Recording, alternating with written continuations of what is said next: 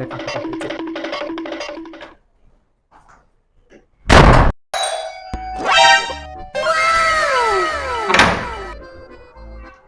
या मुलांनी या. नमस्कार. हा बघा फ्लॅट. कसा वाटला मग फ्लॅट? एक नंबर फ्लॅट आहे की. मस्त आहे. चालतंय मग 1 तारखेला शिफ्ट होऊन टाकूया सोम्या. चालतंय की.